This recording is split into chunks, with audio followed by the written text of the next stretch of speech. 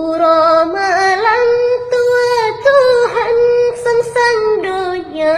nyolam merekam tanpa ingat kubu yang prek ulat tanuh jemi kata wahai mata cahaya tubuh hana tamrobah musalla wahai lidah asal tubuh pakanji zikir kata kepeharta mendung tingkai hanya amai yang terlebar menyerta di dalam cerah malaikat segata.